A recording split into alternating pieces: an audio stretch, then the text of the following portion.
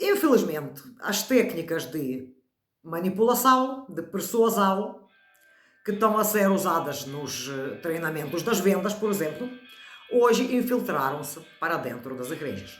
Estou a falar de hipnose de palco, hipnose conversacional, programação neurolinguística e linguagem corporal persuasiva. Eu sei que isto é uma acusação grave, mas a mim ninguém me sopra o pozinho dourado. Porque quando eu andei à procura de sentido de vida, antes de ter o meu encontro com Jesus, eu fiz formações dessas técnicas todas. Até tenho para aí os diplomas. Eu não uso, mas quando alguém está a usar, eu consigo reconhecer a quilómetros. Portanto, eu não vou aqui dar formação de hipnose de PNL, mas vou só dizer assim umas coisas, mas aconselho que você pesquise e que se informe e vai reconhecer muita coisa. Então, existem técnicas que dão tanto para acalmar como para emocionar.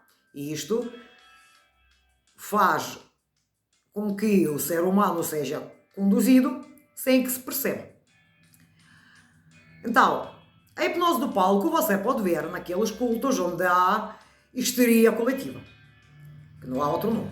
Você vê pessoas a gritar, a chorar, a pular, a cair no chão e dizem que isso é o Espírito Santo. Gente, você pode ler a Bíblia toda de capa a capa, você não vai encontrar o Espírito Santo a agir dessa forma.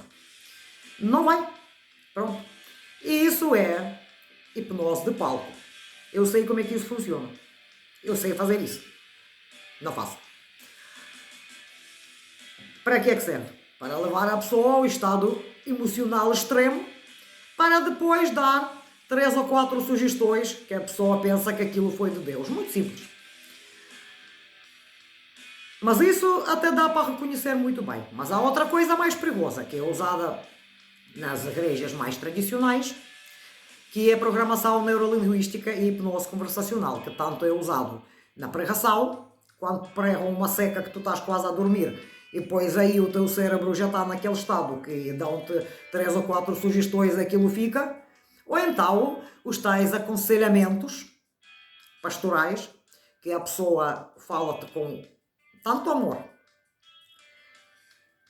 Mas existem certas frases, certo tom de voz, certos gatilhos, que a pessoa leva ideias do outro como se fossem suas, ou pior, como se fossem de Deus, e começa a duvidar, então o irmão fala-me aqui com tanto amor, eu sou a pior porcaria do mundo, até começa a duvidar daquilo que o Espírito Santo falou para nós, dentro de nós.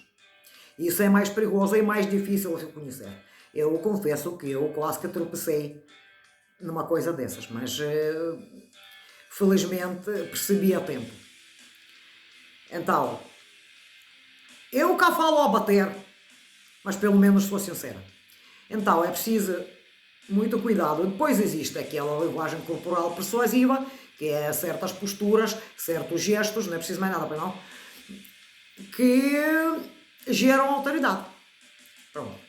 Então, meu irmão e minha irmã que está a usar esse tipo de técnicas, eu acredito que você até nem está a perceber a gravidade da situação, pensa que apenas é boa comunicação e que foi ensinada assim, mas eu estive lá dentro desses cursos, sei como é que funciona, sei o que é que ensinam e acredite que isso de Deus não tem nada. Deus não está nesse negócio. Isso é manipulação pura. Jesus não manipula ninguém.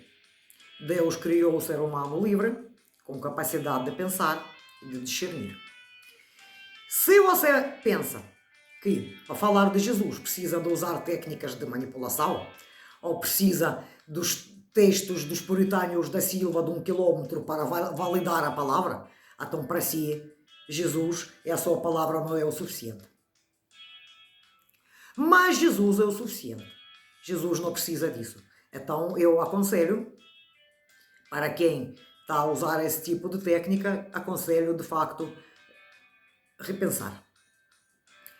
Isto não é contra as pessoas, isto é, mais uma vez, contra o sistema que doutrina as pessoas, para as pessoas pensarem que isto aqui é uma coisa muito boa. mas acredita que não é. E não é de Deus. Portanto, para hoje fica isto. E, para quem ouviu e não sabe o que é, aconselho, como eu disse no início do vídeo, a pesquisar. Vai reconhecer muita coisa.